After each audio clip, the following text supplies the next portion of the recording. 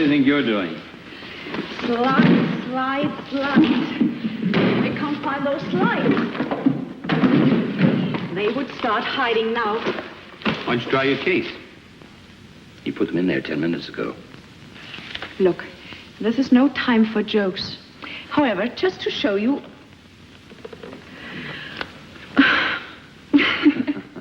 I'm sorry, Frank.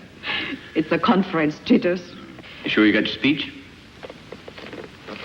Of course, idiot. It's coming on at the end that worries me. Nervous, huh?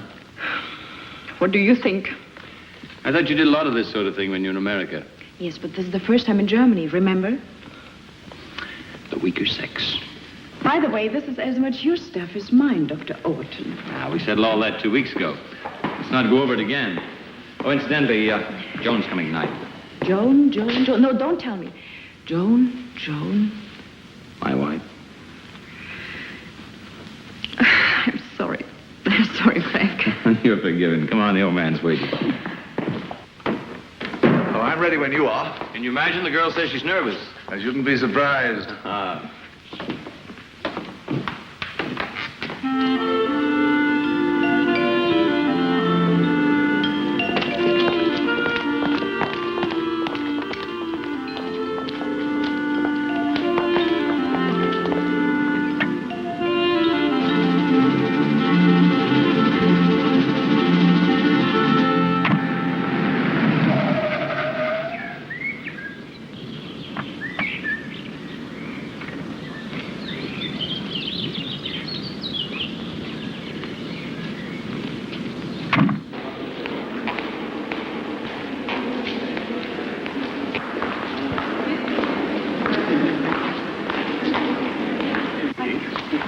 I'll be here for the next 6 weeks.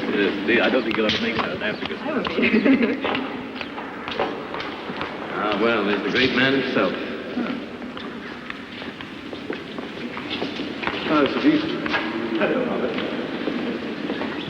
And you, Robert. Sir Keith.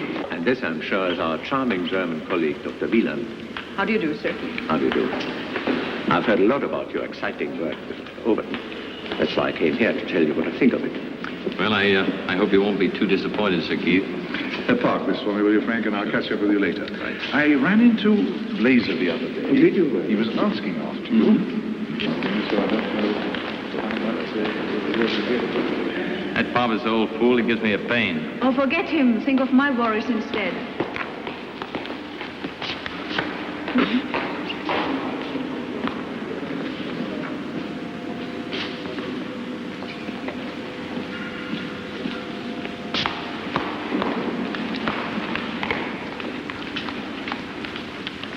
Rats were placed in a cold environment and made to rebreathe their expired air in a closed vessel, so that the proportion of oxygen decreased and that of carbon dioxide increased.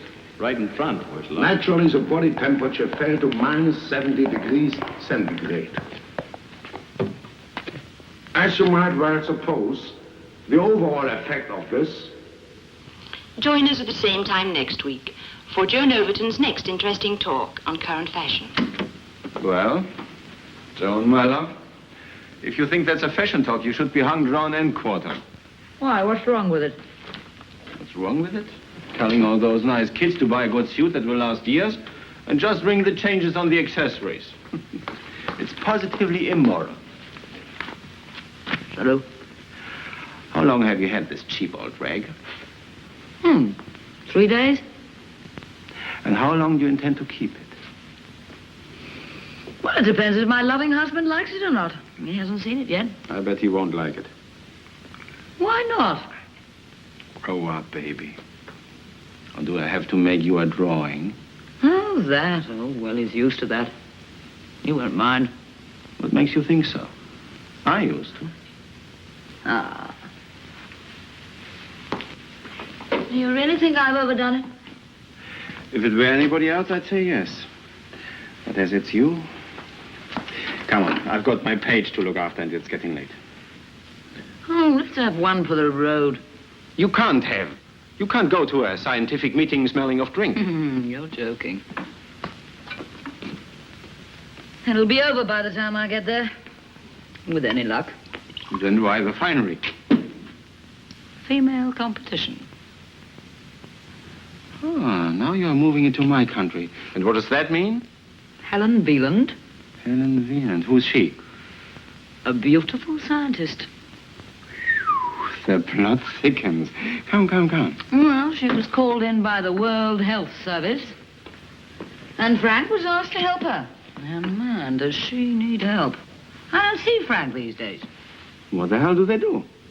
Believe it or not, they stick chimpanzees into a deep freeze for a few months.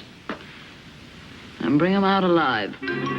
Both the parent chimpanzees have been deep frozen and kept in the cold store at a temperature of minus 80 degrees centigrade for 3 months before they were mated.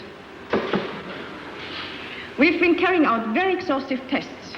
None of the experimental animals have suffered any damage to the brain or major nerve centers whatsoever.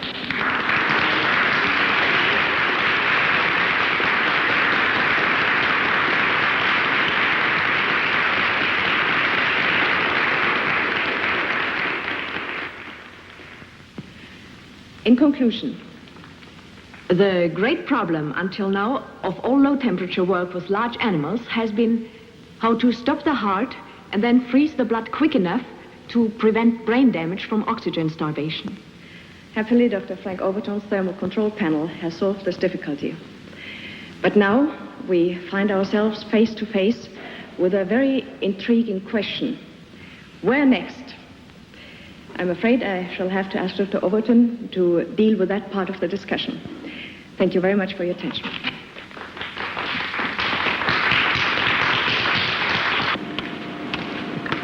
Oh, can you tell me where the low-temperature lecture is? First floor. Thank you. Excuse me, madam. Do you have invitation? Invitation? My husband's Dr. Frank Overton. Is that any help? That'll be all right. Thank you. Okay, thank you. What's the maximum period of successful cold storage? Well, our maximum is 3 months. But in theory, that could be extended to 3 years, 30 years, 300 years, just as long as you like. It makes no difference. They'd still come back as good as new. It's very simple. For where life is suspended, time actually has no meaning at all.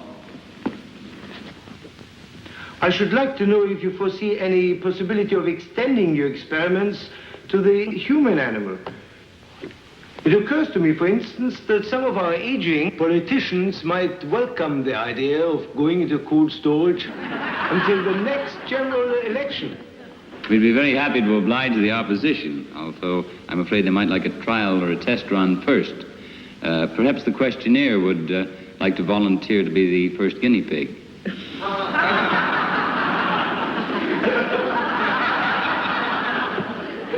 I must have notice of that question, but seriously, I take it that you are still a long way from human deep freeze. Oh, no, sir.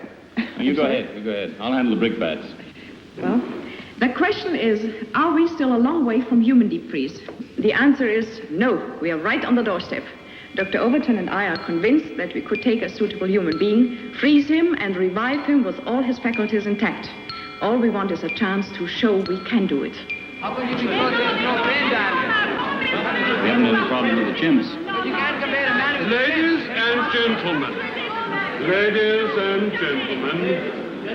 Ladies and gentlemen, I am sorry, but our time is up, and I'm afraid the fascinating subject of deep freezing the human animal must itself go into cold storage for the moment. It only remains for me to thank all our contributors for this very interesting symposium on hypothermia. Oh, you haven't noticed it. Haven't noticed. How could I miss it, darling? You get your drink. I'll have a scotch. You mean a sherry? Oh, Frank, do come and tell. My voice is giving out. Very nice to see you again. Goodbye.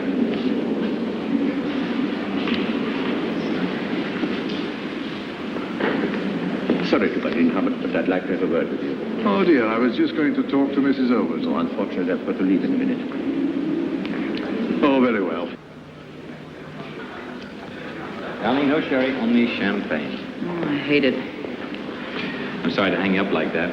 It was my fault, Mrs. Overton. I didn't realize Frank was getting you a drink.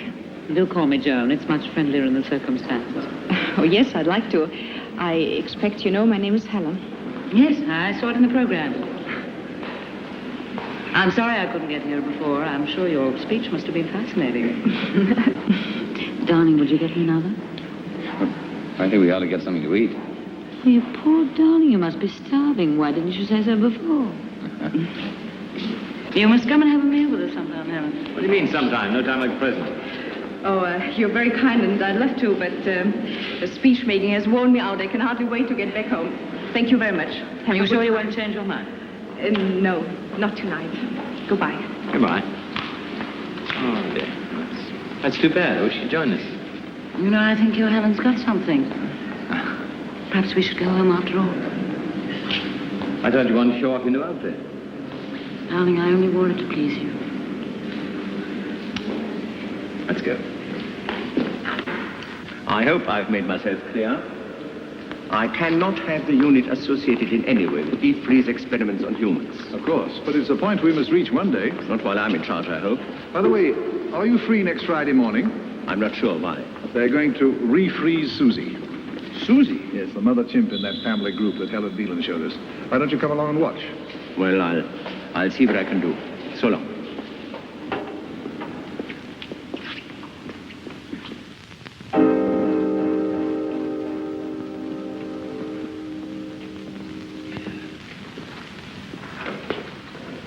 What temperature is she now? -10. Oh. She doesn't look frozen to me. Stupid old fool. And don't forget she's absorbed about a gallon of glycerol. That's why she hasn't iced up yet. Martin, did you put a new cylinder in? Yes, sir. Wanted on the telephone, long distance. All right, thanks, Martin. You manage, Helen? Yes, of course.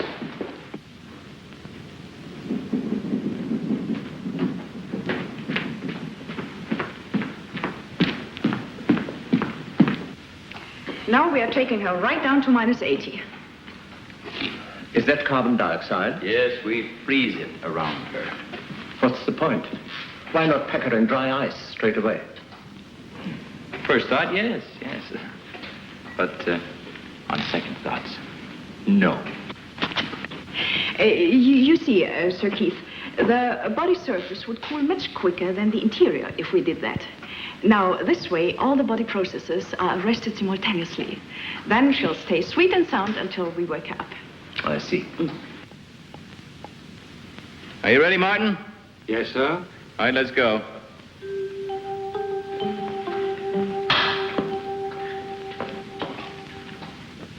Oh, yes. Just a minute. How much? How much?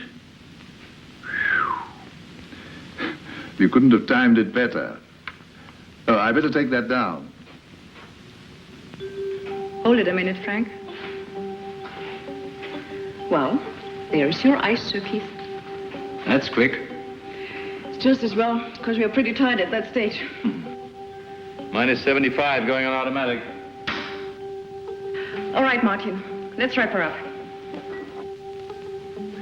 -80 on automatic stabilizing. Are you through? Yes? Good. That was a most impressive demonstration. Most impressive indeed. But you must come again when they do the resuscitation. That's much more exciting to watch. Oh, by the way, I've laid on tea in my office. Will you come, Helen, and you, Frank? No, we were going to get Jackie ready. Oh, but surely you can spare a few minutes. As I was saying, when the heart starts beating again and you hear the first thud on the amplifier, that's really exciting.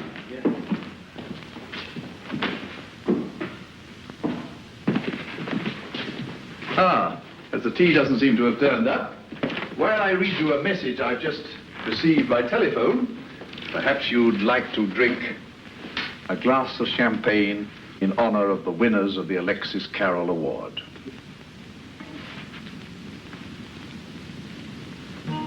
Helen Maria Wieland of Munich, Germany, and Francis Henry Overton of Boston, USA, for their remarkable advances in the field of low-temperature research, which opens up far-reaching possibilities in human surgery.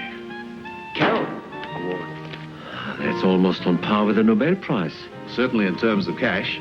They'll get $25,000 each. 20. Frank.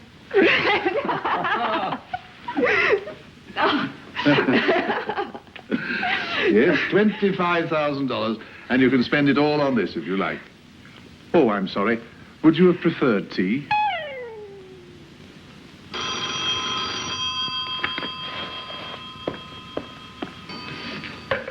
$12,4596. Frank! Hi, darling. Just wanted to check and see if you were there. I'll be along shortly. I don't believe it. You're not ill, are you? Well, it depends on how you look at it. Sit tight. I'll be there in a few minutes. Great. Bye. What's all that about? Put your skates on. Frank's coming home. What's going on? Half-term? Parents' Day? Archbishop Street? Cut the wise talk and go, man. Just go, huh? Are you trying to get rid of me? Oh, no. What do you think?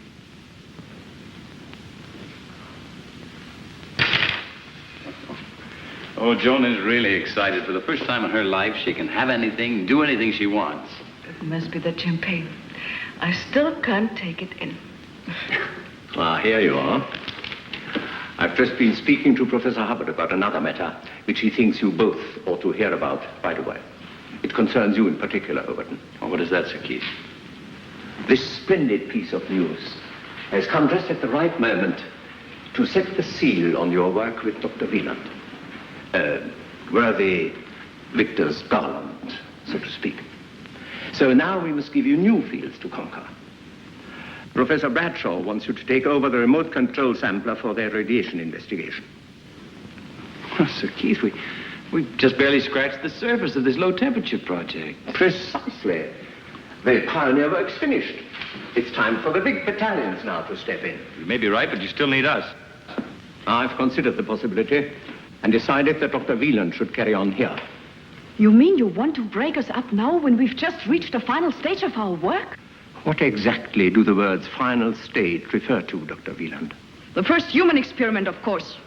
I consider all this talk about a human deep freeze experiment extremely ill-advised and premature. The Alexis Carroll trustees don't seem to share your opinion, Sir Keith.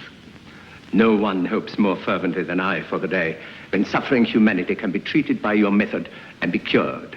But it would be fatal to encourage false hopes, despite the enthusiasm of the current trustees. You don't think for 1 minute that we've been conducting these experiments for the welfare of a half a dozen monkeys, do you? The high policy of the executive is outside your terms of reference, Dr. Overton. Well, what the hell do you think we've been doing here?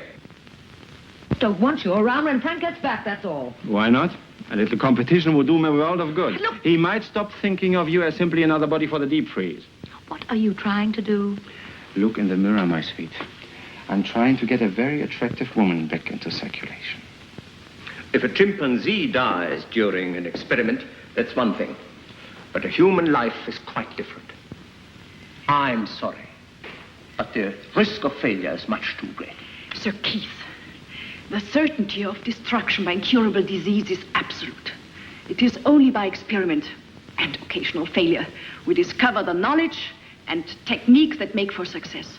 All we are asking for is to carry out these experiments in a calm and secure atmosphere. That is no part of my responsibility. It most certainly is. And until you give your word, the millions of people throughout the world suffering from incurable diseases will have to face their fate as best they can. You know what my mother used to say? The years race by, but the magic lingers. That's how it is with us, Joan. You are wasting your time.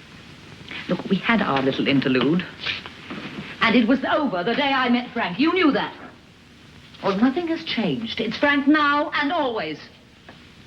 In my experience as a crime writer... Oh, clear off! You're reaching the point of no return. And it'll hurt you more than it'll hurt me.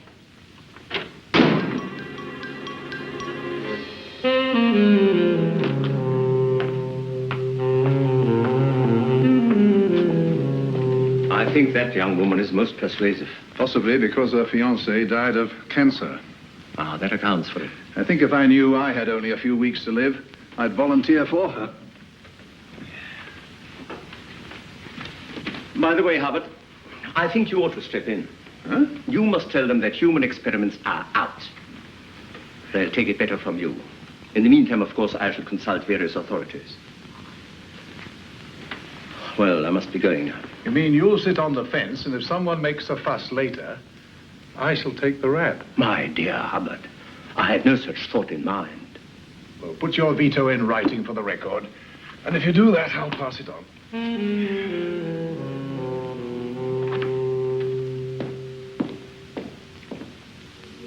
8,000 or 9,000 pounds. In dollars, that's 25,000, any way you look at it. Oh, Frank. Oh, what can we do with it? Whatever you'd like. What would you like? Masses of things. We could have another car, you know, a little one for town. Sure. And then we could have a fabulous holiday. And we could have a little period cottage for the weekends. You know, it's something I've been thinking about. Not the weekends, but a place in the country. You know, long walks and fresh air. I could commute. Give me a chance to catch up on my reading. Yeah. And what about my job? Listen, what about your job? Don't you think it's about time you were quitting it? Oh, yeah, but... Joan, all the money you make, it either goes in taxes or you spend it on clothes. I don't know. We've been married 5 years. I'd like to start thinking about having kids. Kids? Well, yeah. You want a family, don't you? Oh, sure, but... Good, that's settled then. Yeah, let's celebrate that. When do we start? Start what? Why, looking for the house. On weekends, it'll be fun driving around. And when we find what we want, I start raising the family. Is that it? Sooner the better as far as I'm concerned. That's up to you. Mm-hmm. And when does Helen Wieland leave for Munich? Oh, I don't know. You don't have to look so upset about it, Frank. Upset? What has Helen Wieland got to do with our having a family? Look, if you think I'm going to lose my looks and my figure, retire to this grand house in the country, take long walks and plenty of fresh air while you catch up on your reading, with that woman around, you're crazy. Look, you're not serious. You can't be jealous of Helen. No more than you are of Tony. Look, you can call it intelligent anticipation. You may not be in love with her, but she certainly is in love with you. Let me set you straight about something. Helen and I work together. We work together harmoniously, but it begins and ends with our work. What do you think we are, a couple of newspaper people? Touché. But you're human, and so is she. And you're out of your mind. Am I? Well, I watched her at that lecture hall. Why don't you knock it off? Just knock it off. Now that you mention it, yes, she is attractive, and she's human also. Where are you going? I'm working tonight. Oh, another experiment, huh? All night. Oh, yes, every night. Oh.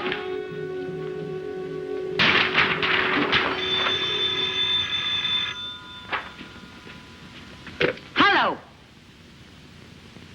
Tony. Was she thrilled? I guess you might say she was. She got a little steamed up. I'm not surprised. I got steamed up, too. Well, she got steamed up in a different way. She's annoyed because I can't take her to dinner tonight. Well, why shouldn't you? All you have to do is verify those figures, and then Martin and I can do the rest. You see, at 11:05, the cryogenic modulator was at -40, and then 10 minutes late... 10 minutes later...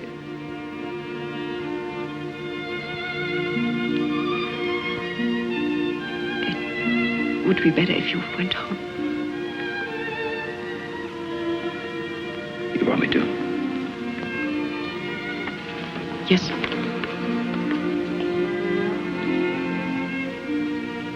Right now. I'll call her up.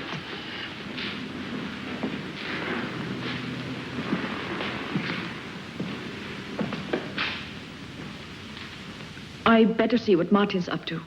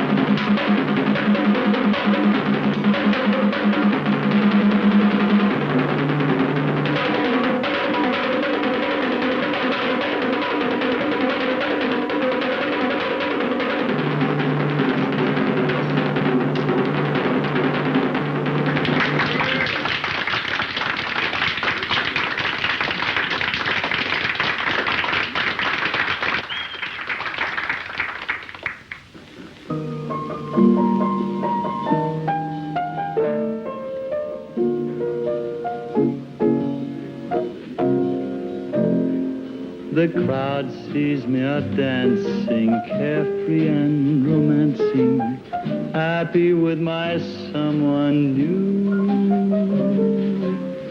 I'm laughing on the outside, crying on the inside, for I'm still in love with you. They see me night and daytime, having such a gay time. They don't know what I go through. I'm laughing. Having fun? On the outside, Fun? I've had such fun in years, Tony boy. Just like the old days.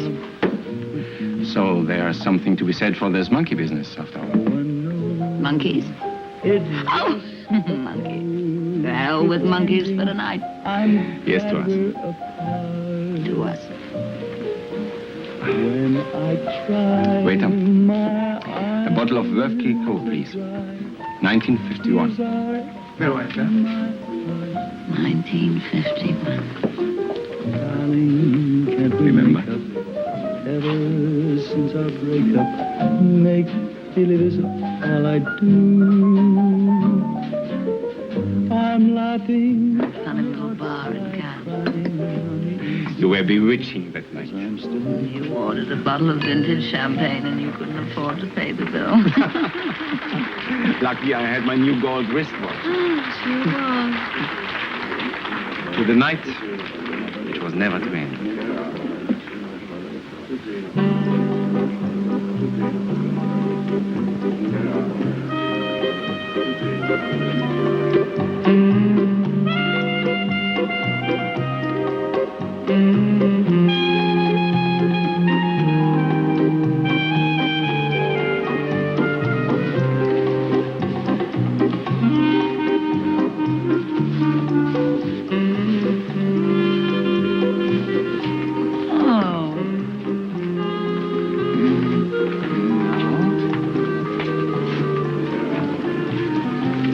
Excuse me, Mr. Stein, you wanted on the telephone, please. Oh, hell. Sorry, darling. Won't be too long because I haven't got a gold wristwatch.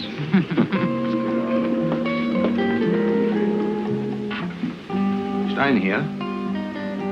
Hi, John. What do you want me for? What do you mean it's urgent? It's a whole night's work. I'm damned if I'm going to do it. All right, you get JB to the phone. I'll tell him myself.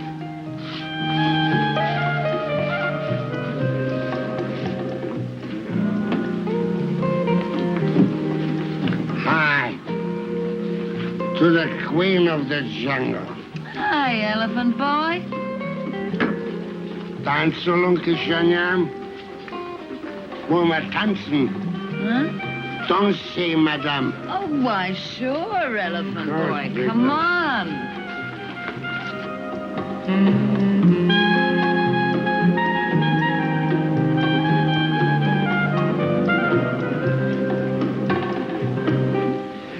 But look here, JB. Surely the paper doesn't own me body and soul. It's damned unfair. Ah, all right. But it's the last time.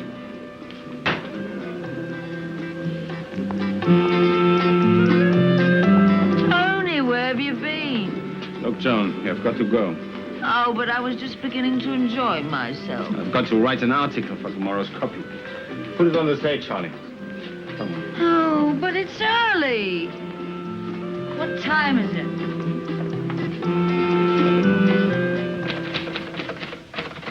What you doing? Writing your memoirs?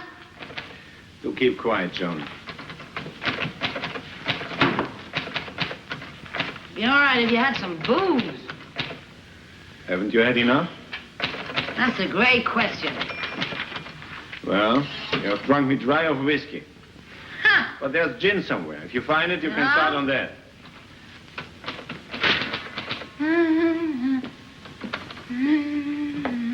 But don't blame me for your head in the morning. It's empty. That's empty.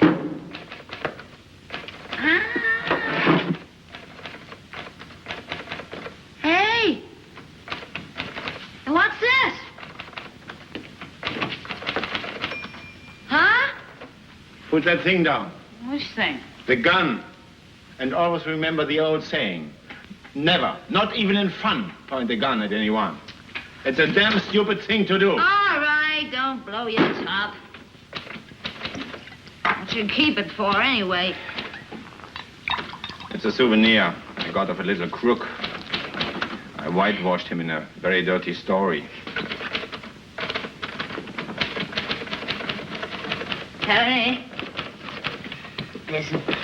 When you finish writing your love letter, could we go to that little jungle place again? Because I liked it there. Turn in this story, Puppet. It will be daybreak. Don't be a spoiled sport, Tony. You said we were having fun. Look, you said it was just like the old days, remember? Why don't you go home? And as you have decided to wander about, all right, do that. Go back to your jungle. I'm going to work in peace. Good night. Jump in the lake.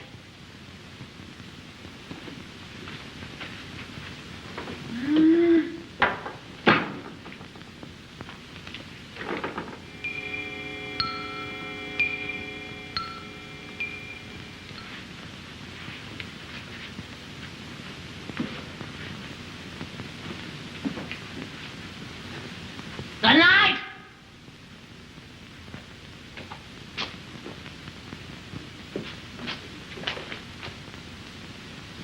Don't worry about it. Even if Sir Keith does put his veto in writing, I shall bring the matter up again at the Scientific Council. Thank you. I've already told Frank. He took it very calmly, considering he's not exactly fond of Sir Keith at the best of times. Joan asked him to take her out tonight. Very natural under the circumstances. Yes, I mean, I think they must have had a pretty bad row. In fact, I know they did. Yeah, that's their business, isn't it? Oh, yes, of course. It's just I'm sorry it happened, that's all. Helen, has it occurred to you that Frank's wife may feel rather shut out? I don't see why. Ours has just been a happy working relationship. I know. But it's not always easy to keep it that way. Good night. I certainly asked for it, but I'm sorry you had to say it. It was necessary. You see, I've been very careful. Mm-hmm. Huh? There you are. I suppose I'm the last person you want to see. Well, the same goes for me. I've got something to tell you. Most important, Martin, would you tell Dr. Overton his wife is here? Huh. Come on, I don't want to see him. No. I want to see her. As a matter of fact, you can go too. The world is full of people like you. But you're wasting your time. Because you're not going to get the better of me. Oh, no. You're going to get more than you bargained for. What the heck? Helen, you'd better go. No, no. What's going on here? Come on, Joan, let's go home. No. Come on, let's No! go. Let me go! I want to see her!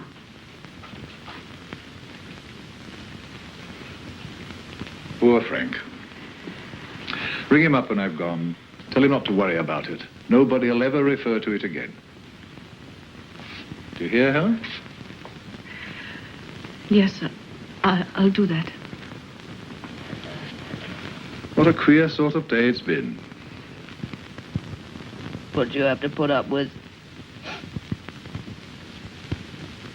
when you leave me, they'll say, what a bitch. Surprised it lasted that long. That'll suit your book, won't it? Why didn't you say something? What the hell do you want me to say? Look, why don't you get your clothes off and get into bed? Talk about this thing in the morning. I want to talk now. You're in no condition to talk about anything now. I wish I was dead. Oh, that's a bright, drunken speech. Hello. Helen, good of you to call. Yes. Yeah, it's all right now.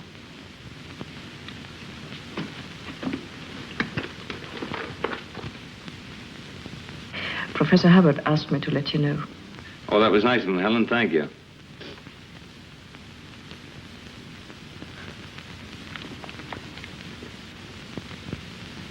Well, I'm not worried. It's just that... Thank God he didn't see this. Hold on, will you?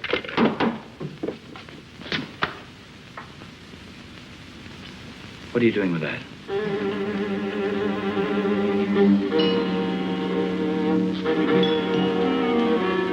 Give me the gun. Don't. Give me the gun, Joe. Gun. Frank? Frank? Are you hurt? Helen? Thank God. I thought I heard a gun go off. No, nothing. No, she tripped over a lamp and the bulb exploded. I'll try and get over later. It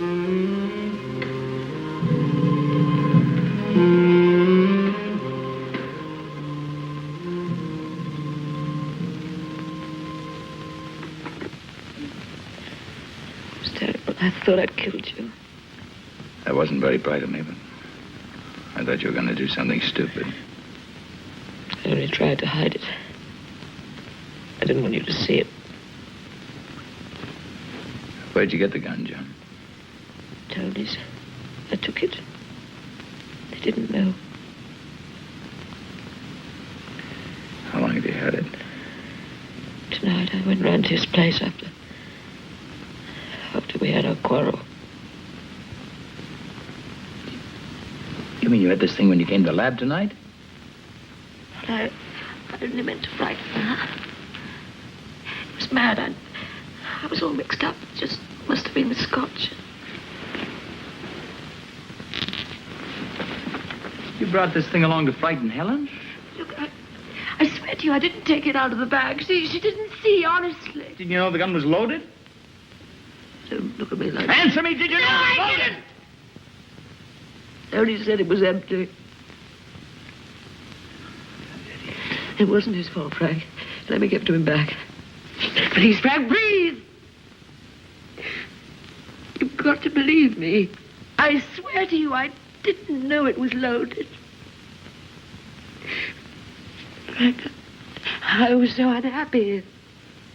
I wanted her to know, to see what she was doing to me. Frank, I've tried. For weeks and weeks, I felt you going further and further away from me. I didn't want to do. I know she's the kind of woman you ought to have married. But I couldn't let you go. I love you too much. I just felt tonight if I didn't have a showdown, I'd go out of my mind.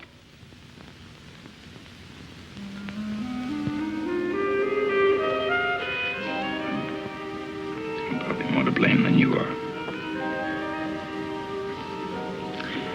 You stop worrying about Helen. I'm being transferred next week.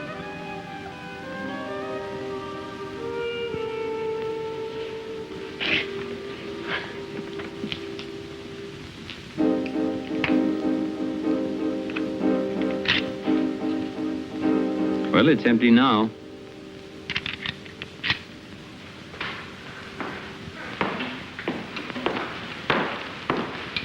Are you ready to start now, Dr. Wieland? Yes, but Dr. Overton said he'd ring, so let's give him a few more minutes. By the way, is there any more coffee? What? Again? Yes, again. I'm an addict. Coffee.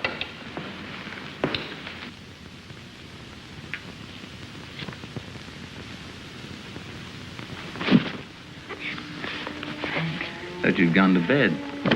Yeah, I'm going in a minute, but I wanted to talk to you. Go ahead. Do you think we can get away for a little while? You know, just a little holiday. I don't suppose you could fix that, huh? I could. It would mean helping Helen with that experiment tonight. Can't let her do it alone. I mean, all night, which you're not very fond of. I don't mind, darling. Oh, I love you so much. I hope the experiment will be a great, big, smashing success. It will be.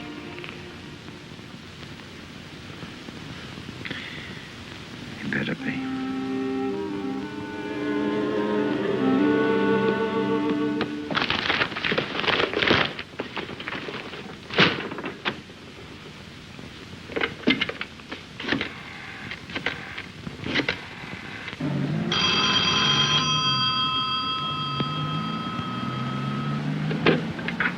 Twelve 4596. John, Tony. what have you done with my gun? Oh, well, I was going to play a silly joke, and unfortunately it misfired. Misfire? Well, I was going to bring it back. Come and fetch it. All right. All right, Martin, we start. Helen, thanks for calling me. Frank? I'm glad you didn't go ahead with Jackie. I was just going to. I've got a much better idea. You realize, of course, that once Vernon puts that veto in writing, we're sunk. We can't go ahead without getting Hubbard into hot water. We've got to be there first. Yes, but how? Tonight we're going to experiment on me. Don't look so shocked. I don't know why I didn't think of this thing sooner. I'm perfect for the experiment. Right weight, everything. Believe me, it'll go like clockwork, you'll see. Oh, you have the ratio figures for the human experiment. All we have to do is add an extra liter of glycerol. No. It's too much of a risk. What do you mean, too much of a risk? There is no risk. We've been saying there's no risk. I know, but it's different when you're faced with it. I mean, we could be wrong. Will the human heart stand it? And what about brain damage from oxygen starvation? And what about your wife? I'm doing this for Joan, too. No, Frank. No, I won't do it. I can't. Not with you. I'd be too scared of something going wrong. Unless, of course, that's what you want. You're outnumbering yourself. Helen, do you realize what this means if this experiment is successful? And it's bound to be successful. It opens up unlimited possibilities for the world of surgery. And think of future generations, Helen. It'll free them of malignant disease. Look, it's something we've discussed sometimes back and forth. It's something we're agreed upon. It's something you do yourself. Well, isn't it? Answer me. All right. You win. Naturally. Martin. We're going to conduct our first human experiment tonight. You're going to be a part of it. Oh, you don't expect me to? No. It's on me. It's on me.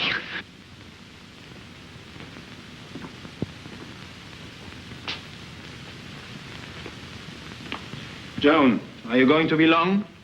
Coming right away.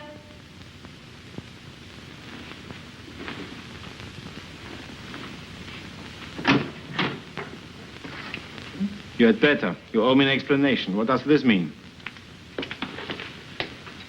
Oh, I haven't seen that. Well, it just went off. Come, don't worry. Have a drink. All right, I need it. And put that gun down. Oh, that's all right. Don't worry. It isn't loaded. I've made sure of that. This is no laughing matter. If there had been an accident, I might have landed in jail. Well, with your uncle a police vice president? More than ever. I never got it licensed. It should have been handed in to the police.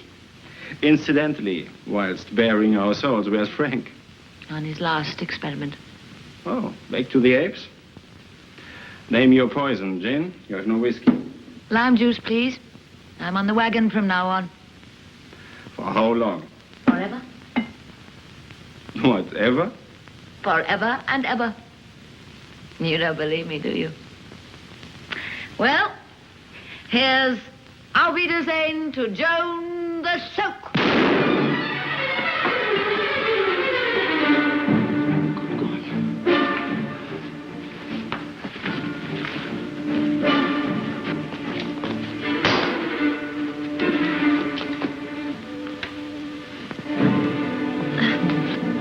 Don't move.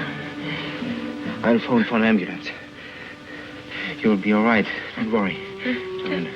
Oh, wait. Tony. Oh. I'm here, John. Why did Frank say it was empty? Why? It's an automatic. So, when he thought it was empty, the last bullet was in the muscle. I should have checked it. Oh, my fault. What do you mean? Frank. No. Oh, you mean Frank doesn't know it was my gun?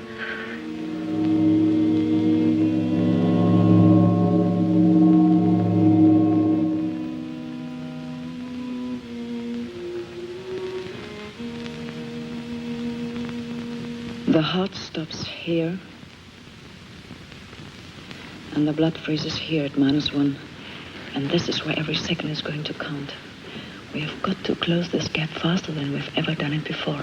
We must have a bigger safety margin. Because of the sprain?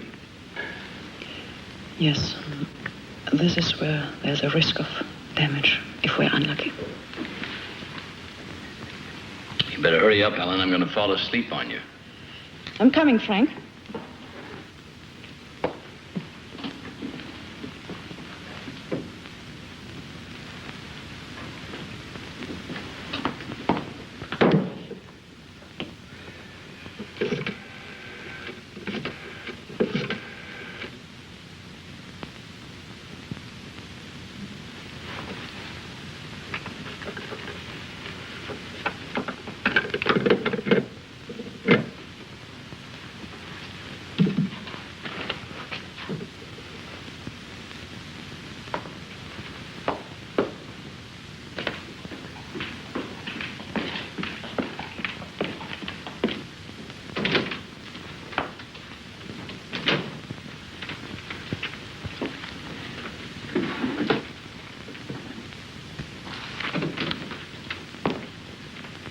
Yes, Martin? How shall I enter this, Dr. Wieland?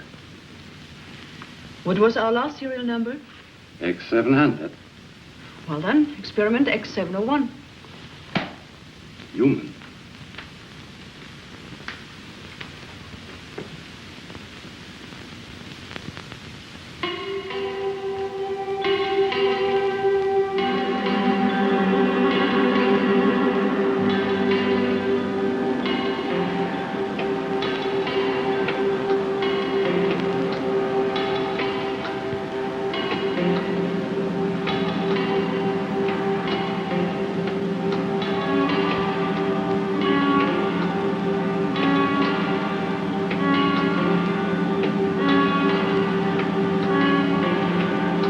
Zero.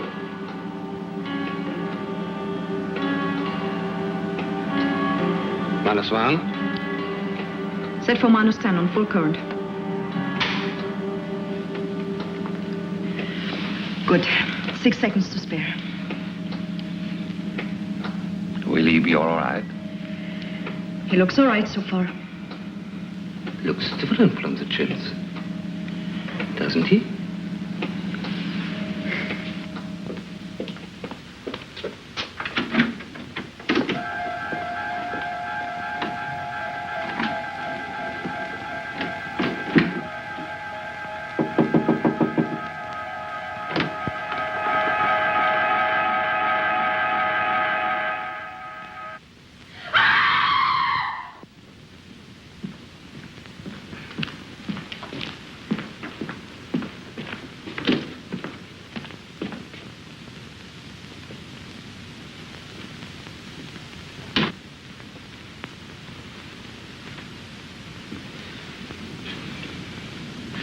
Don't I'm get up. sorry.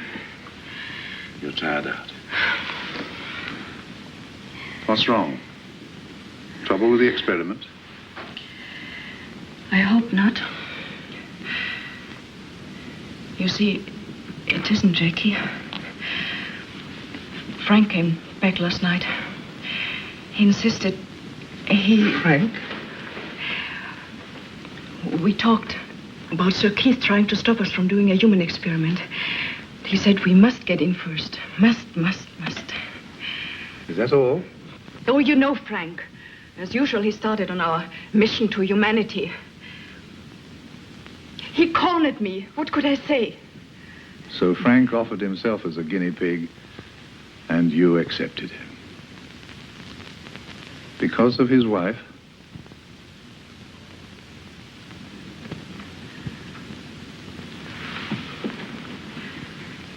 What's she got to do with it? Does his wife know? When are you going to bring him back?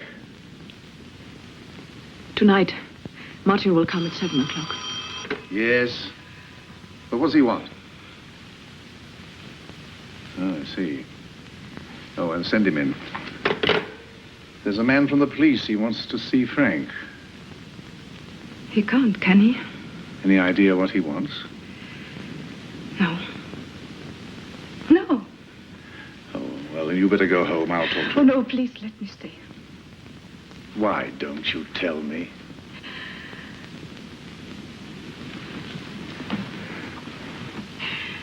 Afterwards, perhaps.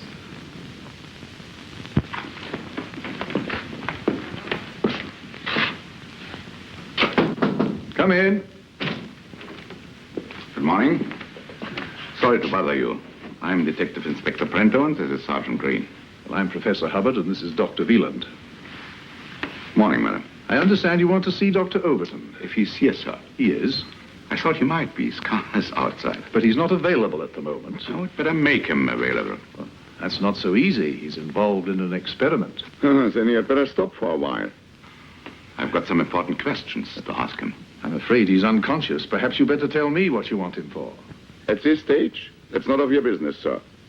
Then you better make it my business, Inspector. We may want to keep Dr. Overton unconscious for weeks, even months. Do I understand, yeah, that you will hinder the police in the execution of their duty? No, I'm asking you to tell me what you want to talk to Dr. Overton about. Very well. We think Dr. Overton can help us in connection with his wife's sudden and violent death. By shooting. No. Perhaps Dr. Wieland could be more helpful. One moment, Inspector. This lady is a member of an international organization. Shouldn't you warn her that she doesn't have to answer your questions at this stage? Yes, of course. I was about to do that. Well, Doctor. I can only say I'm very shocked to hear the news. He's a dear friend and colleague. Yes. I only want facts.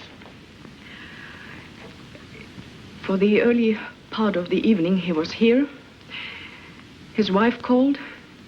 They left, and later he returned to do the experiment. Where is he now? I'll answer that, Helen. At the moment, Dr. Overton is in the next room in a glass case surrounded by solidified gas at about minus 40 degrees centigrade. And as you might expect, his life processes are suspended. A man's either alive or dead, sir. I mean what I say. Suspended. Alive? Alive. I suppose he can be revived. Well, this is an experiment. Can I see that case? Yes, you can see it. You stay here, sir. Yes, sir.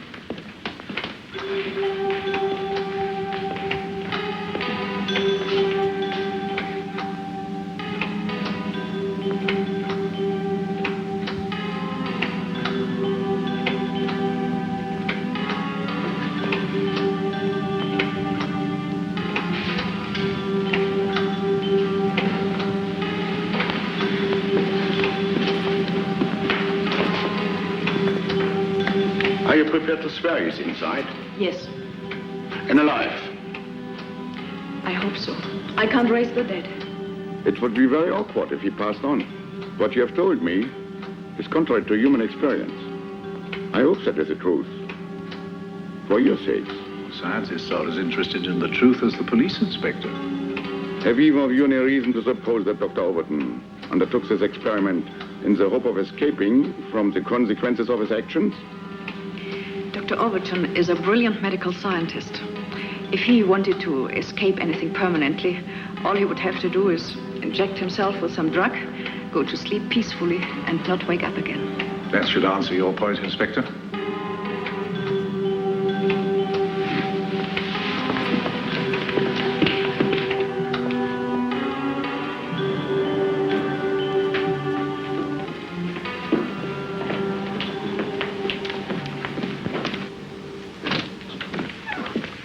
I want Dr. Overton revived as soon as possible. I'll think about it, Inspector. Dr. Wieland has been working intensely for over 24 hours, and there are many other considerations which don't concern you. I'll let you have my decision later in the day. You are probably very wise, Professor. The human mind plays funny tricks when suffering from lack of sleep. Sergeant, I want you to stay in the laboratory until I send a relief. Sir.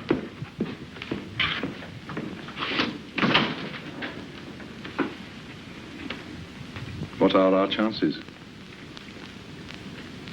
I can only use the technique we developed. And pray.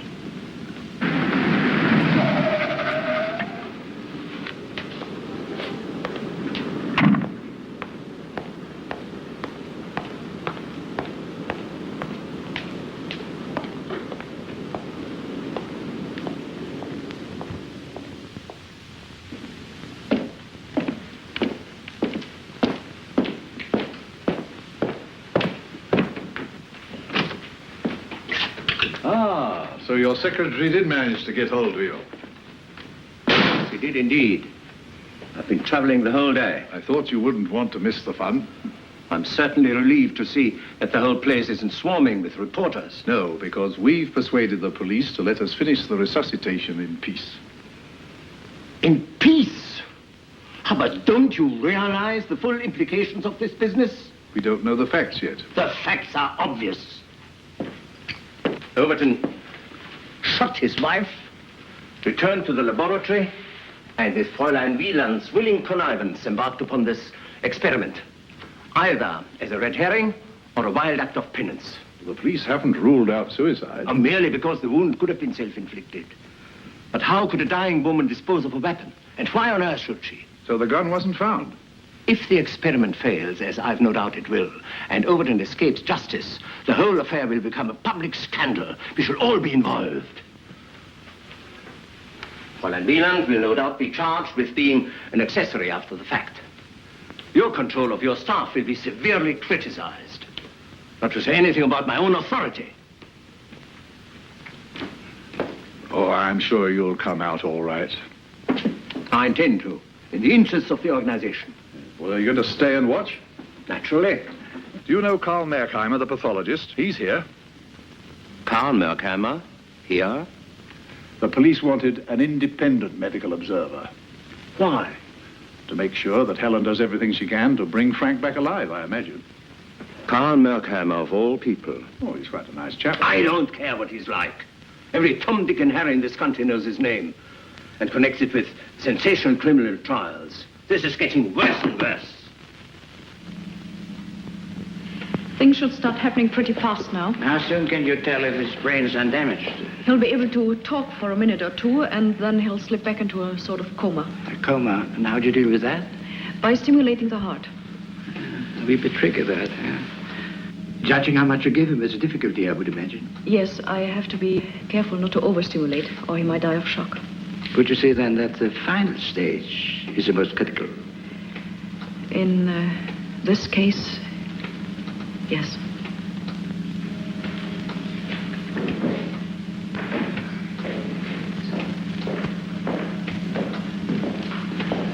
This is Dr. Merkheimer. Sir Keith Vernon. Oh, how do you do? What are these for? Emergency use. If he looks like passing out? No, in case one of your lot comes over queer. Martin, are you ready? Coming, Doctor? They will soon be opening up the coffin. Stick by the door and keep it quiet. Can't I watch, sir? That keen, aren't you? Only scientifically minded, sir. Sorry. You have a full house already. On the door, Green.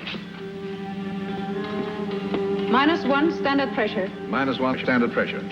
Thermomodulator cut 50. Thermomodulator cut 50. 0. 0. Switch on heart amplifier. Switch on heart amplifier.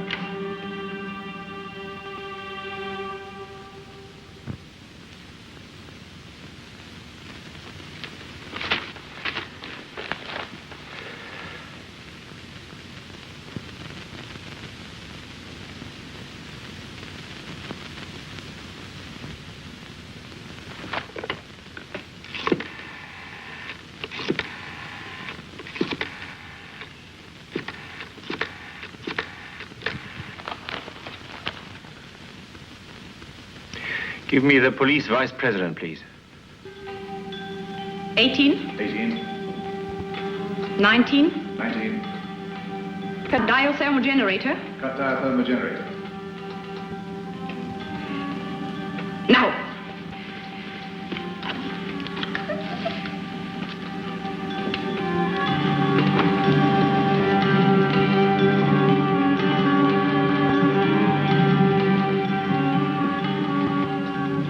Skin texture has returned already. We can help him on with some artificial respiration. The amplifier on? Yes. We'll start 600 cc and give him a pulse rate when you get one.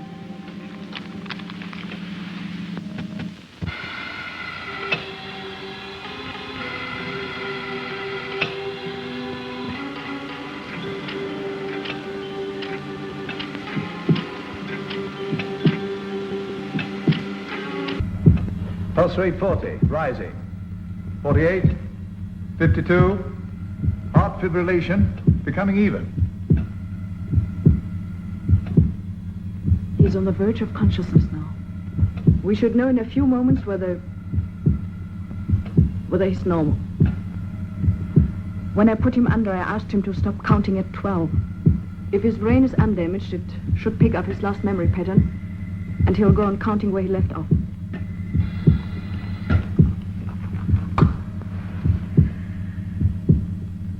Frank? It's me. Do you hear me? Think. Think. Think.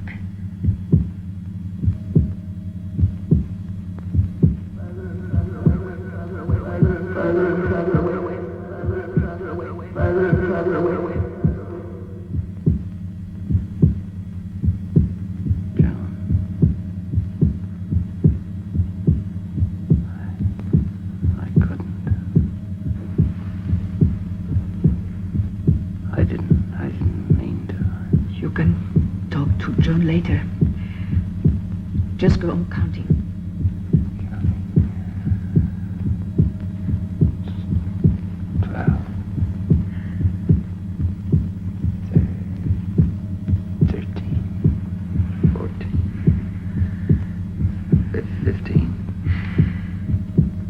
It was wonderful, Frank. Thank you. That's all you have to do.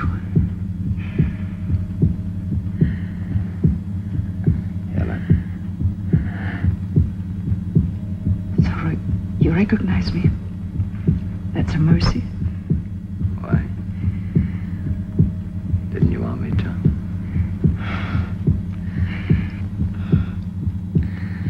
I'm a very clever fellow.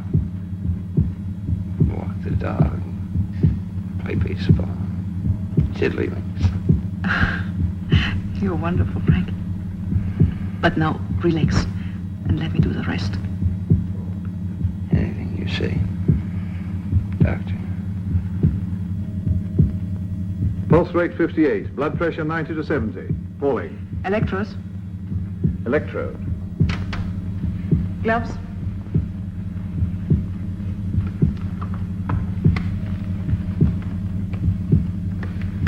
Electrodes. We'll start at 250, time check every 30 seconds. Start at 250. Time check every 30 seconds.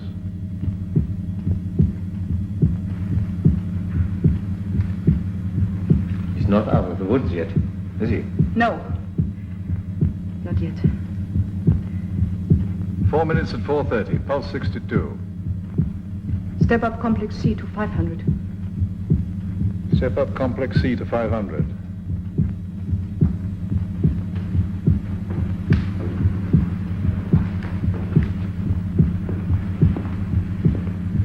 It's an open and shut case of murder. Yes, sir. I took down his festivals as evidence. We are going to need it. 4 minutes at 500, pulse 64.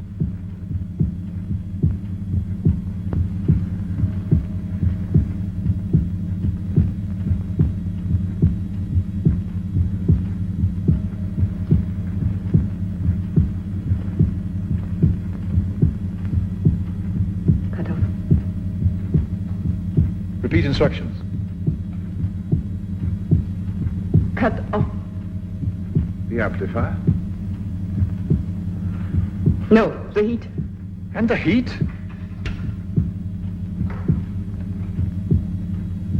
Is he here now? Yes, I'm not prepared to risk any more injection.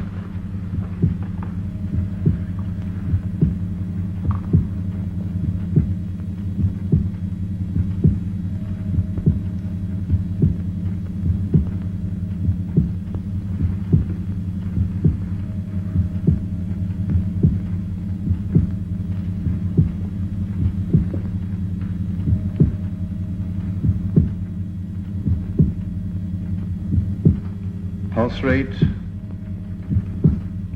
56.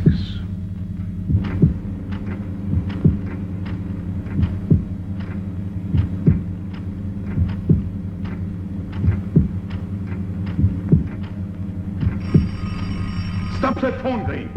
Marcy.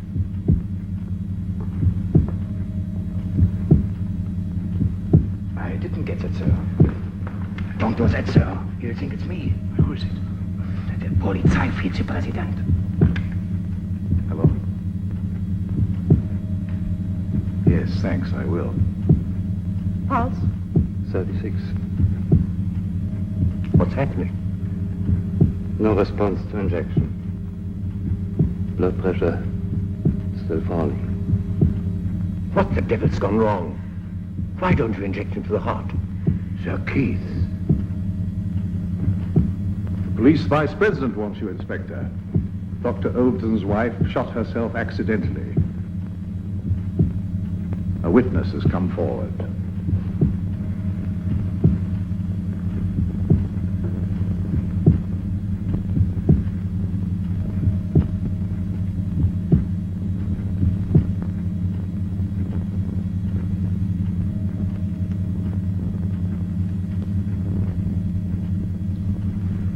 Keep them on. No matter what happens. You'll need gloves. I'm going to jump the church up and down.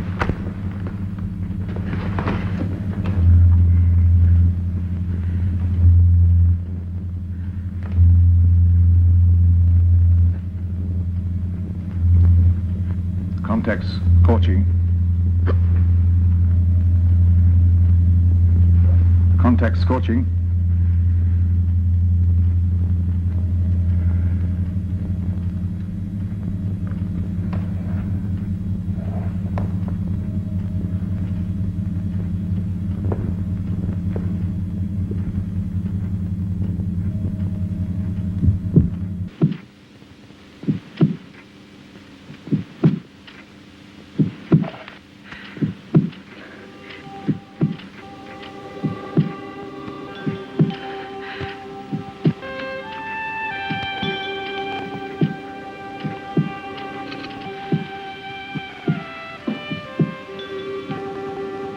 Frank?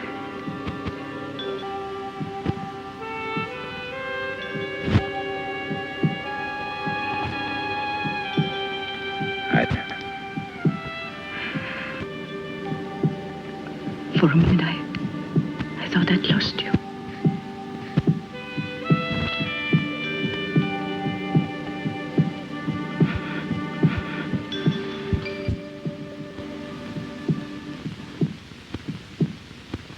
One year ago, those of us who knew Dr. Overton well never doubted for a moment that his motives in volunteering for this remarkable experiment were purely scientific. I, perhaps more than anyone else, am delighted and relieved that it was successful because of the heavy load of responsibility that falls on any commander who encourages his crack troops to venture into no man's land. But it was a responsibility I was glad to take, etc., etc. That old fakey did say that a year ago. And good luck to him. Life would be a lot duller without the Sir Keiths of this world.